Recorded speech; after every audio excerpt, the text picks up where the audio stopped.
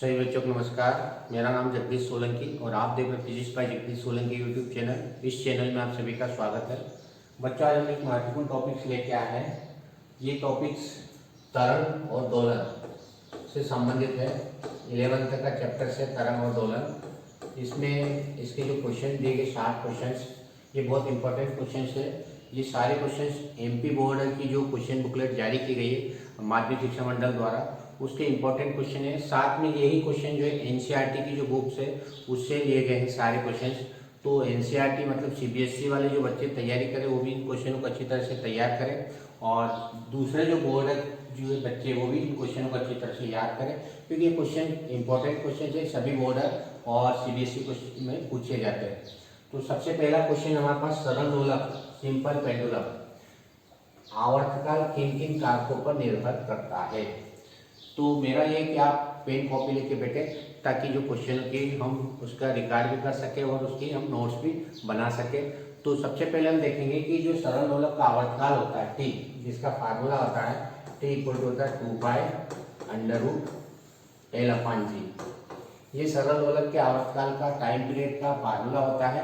T time period होता है, आवर्तकाल होता है, एल लंबाई होती है और जी गुरुत्वीय त्वरण होता है, एक्सेलरेशन होता है, ग्रेविटी एक्सेलरेशन होता है। ये इसकी लंबाई होती है एल लंबाई होती है धागे की, या जो स्ट्रिंग ले रखी है उसकी लंबाई होती है, और जी जो होती है वो ग्रेविटी होती है, गुरुत्वीय त्वरण होता है, एक्सेलरेशन ड्यू टू ग्रेविटी होती है। तो ये हमारे पास फार्मूला है। इस फार्मूले के आधार पर अपने को बताना है कि जो सिंपल पेंडुलम होता है सरल दोलक आवर्तकाल वो किन किन कारकों पर निर्भर करता है। तो सबसे पहला हमारे पास यहाँ पर है लंबाई। तो आवर्तकाल मतलब टाइम पीरियड लंबाई के वर्गमूल के अनुक्रमानुपाती होता है। तो पहला पॉइंट लिखेंगे, लंबाई पर डिपेंड करेगा। लंबाई पर डिपेंड करेगा तो लंबाई पर कैसे डिपेंड करेगा कि जो टाइम पीरियड होता है वो टाइम पीरियड समय या आवर्तकाल लंबाई के वर्गमूल के स्क्वायर रूट के या अंडर रूट के क्या होता है डायरेक्टली प्रोपोर्शनल होता है। तो पहला पॉइंट अपने पास लंबाई वाला है कि लंबाई पर डिपेंड करेगा, यानी टी प्रोपोर्शनल अंडर रूट है। इसका मतलब ये होता है कि यदि लंबाई बढ़ा देंगे तो आवर्तकाल भी बढ़ जाएगा, और लंबाई यदि हम कम कर देंगे तो आवर्तकाल भी बढ़ जाएगा। जैसे उदाहरण के लिए मान लो कि यदि मान लो इस रस्सी की हम लंबाई बढ़ा देते हैं, ये दोलक है सरल दोलक, इसकी लंबाई हम बढ़ा देते हैं तो एक दोलन में अब क्या होगा, ज़्यादा समय लगेगा, आवर्तकाल भी बढ़ जाएगा।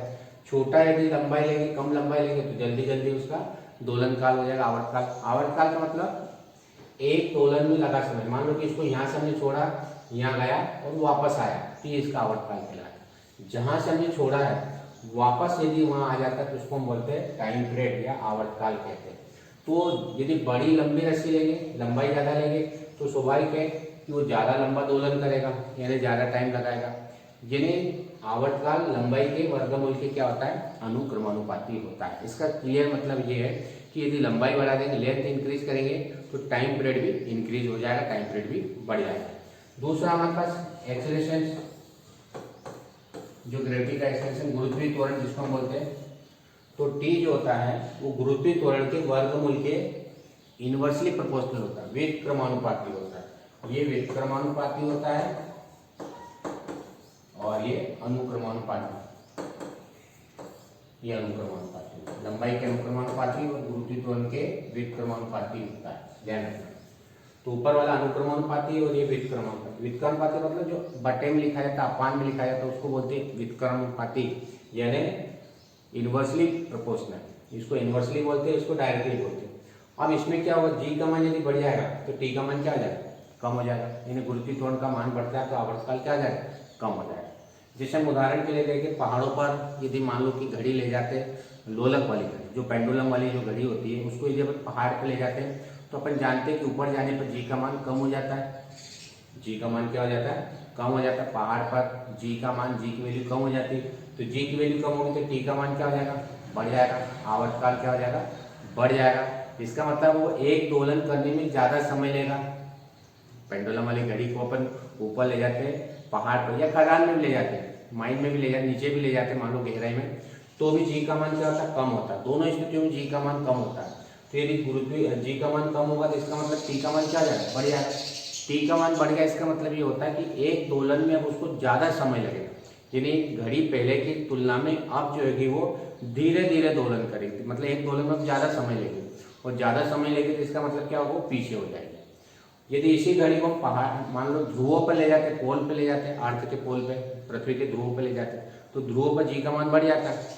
जी का मान बढ़ने से क्या होगा, टी का मान कम हो जाएगा, वहाँ आवर्तकाल कम हो जाता है। इसका मतलब वहाँ पर घड़ी तेज चलेगी, एक समय 1 सेकंड में या एक जो दोलन करने में जो टाइम लगता है वो कम लगेगा, यानी जल्दी जल्दी तेज चलेगी, घड़ी आगे हो जाएगी। तो ध्रुवों पर जी का मान कम, टी का मान अधिक।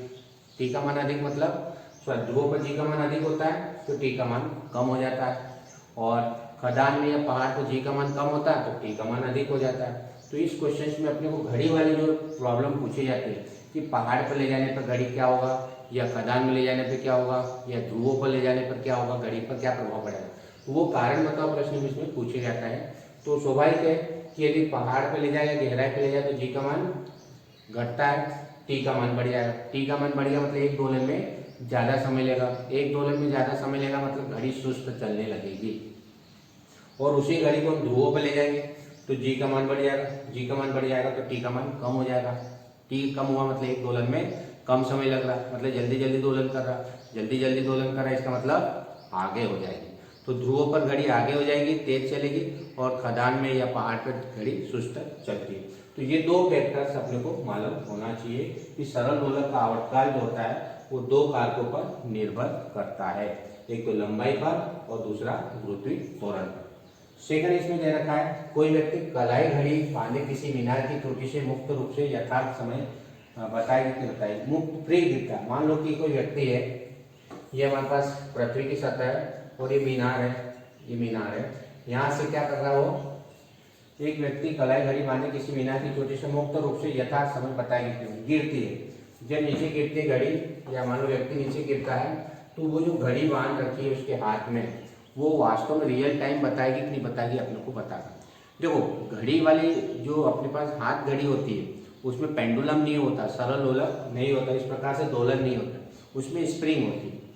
तो स्प्रिंग पर गुरुत्वीय त्वरण का मान का कोई प्रभाव नहीं पड़ेगा, यानी घड़ी जो होगी वो यथार्थ समय ही बताएगी। तो ये ध्यान रखना कि जो स्प्रिंग वाली घड़ी होती है उस पर जी का कोई प्रभाव नहीं पड़ता है। लेकिन यदि वही घड़ी पेंडुलम वाली होती है तो क्या होता है, जी का मान स्वतंत्र रूप से गिरता, जी का मान कितना होता है, 0। जी का मान 0 होता है तो टी का मान कितना होता है, इन्फिनिटी होता है, यानी दोलन नहीं करेगी।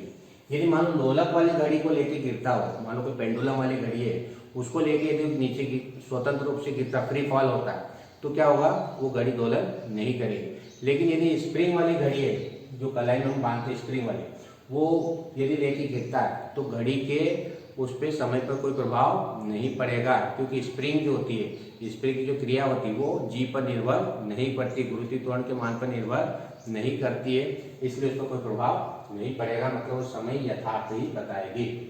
अनुनाद क्या है, स्पष्ट कीजिए। देखो अनुनाद में क्या होता है, रेजोनेंस में होता है, अलग अलग केमिस्ट्री में पढ़ते हैं हम, फिजिक्स में, अभी हम फिजिक्स की बात करें। अनुनाद जैसे मान लो कोई हमारे पास में वस्तु है, उसको हमने आवृत्ति एक फ्रीक्वेंसी दे दी, उसकी एक निश्चित आवृत्ति होती है। मान लो किसी सफर ने क्या करा, कंपन करवाया किसी चीज को, यानी ठोका या कंपन करवाया, तो उससे आवाज आई, फ्रीक्वेंसी एक निश्चित आवृत्ति निकलती।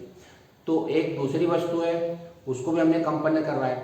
यदि मान लो इस वस्तु की जो कंपन होती है, आवृत्ति होती है, और इस वस्तु की भी जो यदि कंपन आवृत्ति होती है, दोनों की यदि आवृत्ति बराबर हो जाती है, फ्रीक्वेंसी, यदि दो वस्तुएं है और दोनों वस्तु के कंपन की आवृत्ति यदि एक जैसी है, तो स्वाभाविक है कि उनका जो मान आएगा दोनों का, वो मैक्सिमम हो जाता है, अधिकतम आवृत्ति प्राप्त हो जाती है।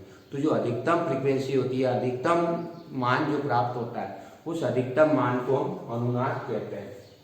तो अनुनाद किसको कहेंगे कि जब दो वस्तुएं जिनकी आवृत्तियां बिल्कुल सेम हो, एक साथ यदि कंपन करती है, तो उनके आयाम या दोलन या कंपन का मान अधिकतम हो जाता है, मैक्सिमम हो जाता है, मतलब बहुत तेज गति से आवाज सुनाई देती है, तो उसको कहा गया है अनुनाद। जैसे आपने दो डीजे यदि एक साथ बज रहे हो, तो उनकी यदि फ्रीक्वेंसी यदि सेम होगी तो अपने को बहुत ज़्यादा तेज सुनाई देता है। तो यहाँ पर अनुनाद का मतलब यही होता है कि जो तेज सुनाई देता है, या मतलब दोलन ज़्यादा हो जाता है, या कंपन ज़्यादा हो जाते हैं, या आवृत्ति फ्रीक्वेंसी ज़्यादा हो जाती है, मतलब एकदम मैक्सिमम मान हो जाता है। और ये कब होगा, जब एक की फ्रीक्वेंसी दूसरी की फ्रीक्वेंसी से सेम होगी। दो स्रोत होंगे, यदि ये इसकी वास्तविक आवृत्ति है और ये इसकी भी वास्तविक आवृत्ति है, दोनों की यदि बराबर है, प्राकृतिक और नेचुरली है, तो दोनों की फ्रीक्वेंसी यदि मैच होगी तो जो आवाज़ आएगी, जो साउंड में या वेव में, वो मैक्सिमम हो जाती है।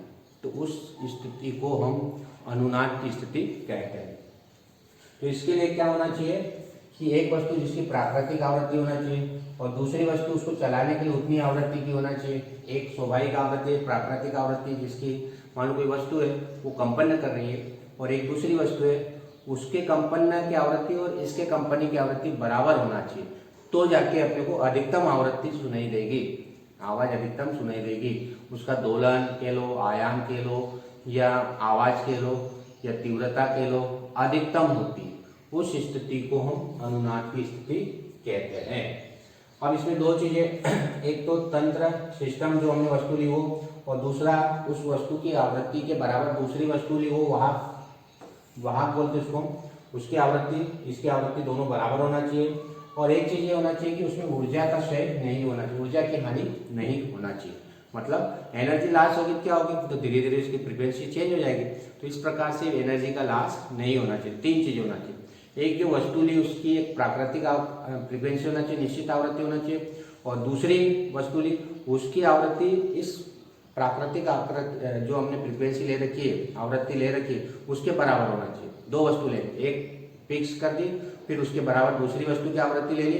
फिर तीसरी कंडीशन ये होती है कि यदि ये कंपन कर रही है, दोलन कर रही है, जो भी कर रहे हैं, इनमें किसी प्रकार से ऊर्जा की हानि नहीं होना चाहिए, चाहे घर्षण हो, प्रतिरोध हो, कुछ भी, किसी प्रकार से ऊर्जा की हानि नहीं होगी, तभी अनुनाद की स्थिति होगी, तभी मैक्सिमम सुनाई देगा, नहीं तो मैक्सिमम सुनाई नहीं देगा। तो ये चीज क्या है। विस्पंद और व्यतिकरण में अंतर, ये बहुत इंपॉर्टेंट क्वेश्चन है। बीट्स, इसको हम बीट्स बोलते हैं, बीट्स, और इसको इंटरफेरेंस बोलते हैं, इंटरफेरेंस और बीट्स में डिफरेंस। देखो व्यतिकरण में क्या होता है, व्यतिकरण में क्या होता है कि जो तरंगे लेंगे दोनों ध्वनि तरंगों की आवृत्तियां बराबर होती है, एक पार्ट नोट कर लेंगे। इंटरफेरेंस में क्या होता है, दो हमारे पास तरंगे होगी, उन तरंगों की फ्रीक्वेंसी सेम होती है।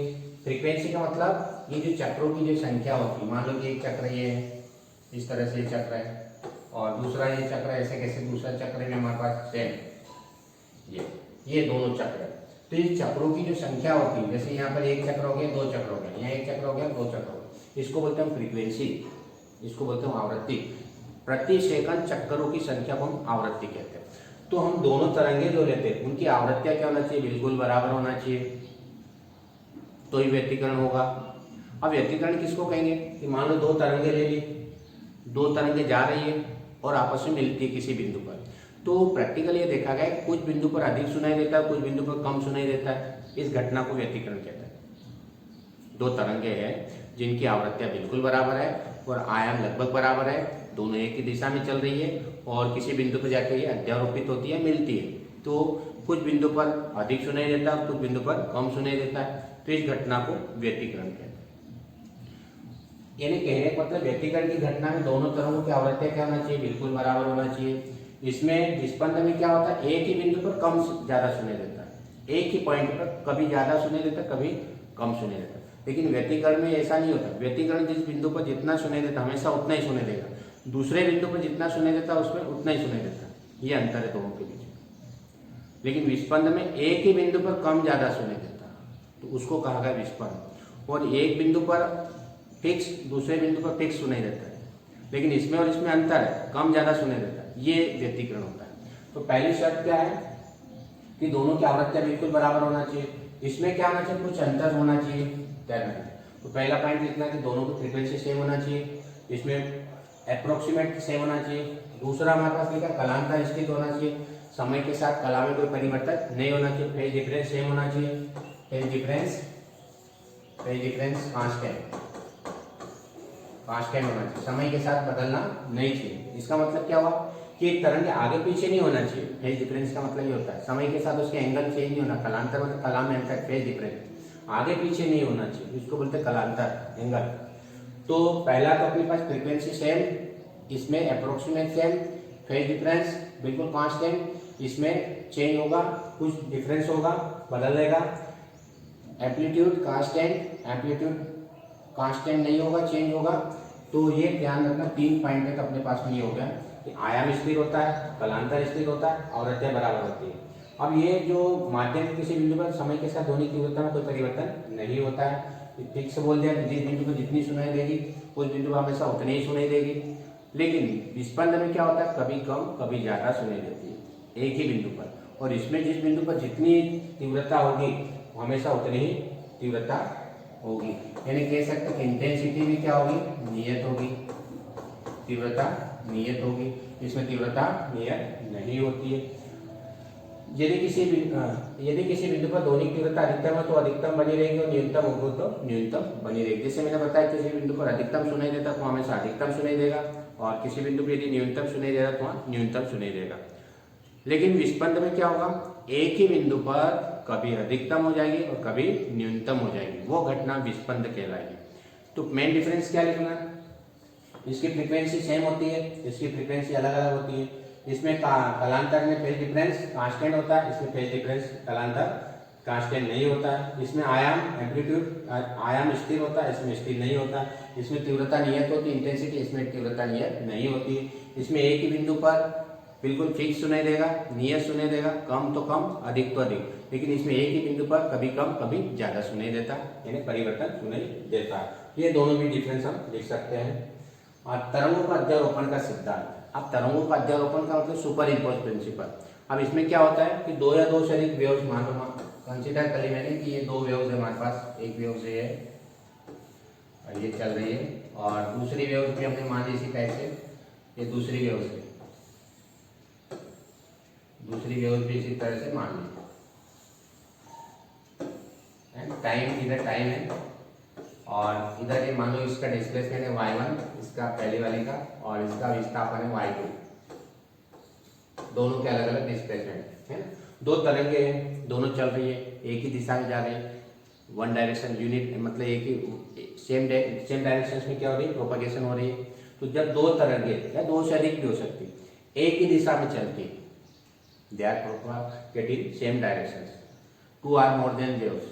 दो या दो से अधिक तरंगे जब एक ही दिशा में चलती है, ध्यान रखें, तो उनका परिणामी विस्थापन, इन दोनों का जो विस्थापन होता है रिजल्टेंट, इन दोनों के योग के बराबर हो जाएगा। यानी ये दोनों को प्लस करके हम यहाँ पर रिजल्टेंट बना सकते हैं। ये और ये दोनों को प्लस कर देना, ये मैक्सिमम हो जाएगा। ये और ये दोनों प्लस हो जाएगा, ये मैक्सिमम हो जाएगा। ये प्लस, ये प्लस, ये प्लस, यानी ये दोनों जुड़ जाते हैं, ये और ये यहाँ अधिकतम हो जाएगा, ये भी जुड़ जाएगा और ये भी जुड़ जाएगा, यहाँ हो जाएगा, ये जुड़ के यहाँ आ जाएगा। तो क्या होगा, अध्यारोपण का सिद्धांत क्या होता है कि जब दो या दो से अधिक तरंगे एक ही दिशा में चलती है और एक दूसरे के ऊपर अध्यारोपित होती है, अध्यारोपित का मतलब मिलना होता है, एक इधर जा रहे एक इधर जा रहे, दोनों आपस में मिलती है, तो इनका परिणामी आयाम y, जिसको हम y बोल रहे हैं ना, ये 3 तरंगे और ज्यादा भी हो सकती है, 10, 20, 50 भी हो सकती है। ऐसा y तरंगे ले लिया हमने प्लस y, तो n तरंगे ले ली।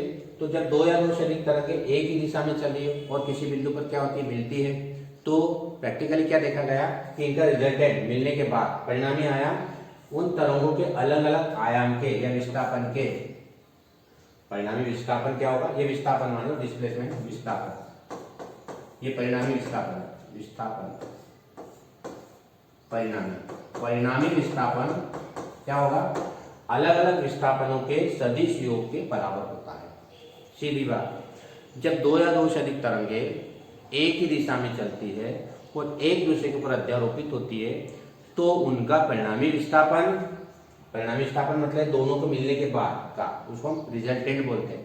रिजल्टेंट या परिणामी विस्थापन उन तरंगों के अलग अलग विस्थापनों के, इसका y1, इसका y2, y3, y4 जितनी तरंगे, उन तरंगों के अलग अलग विस्थापनों के सदिश योग के बराबर होता है।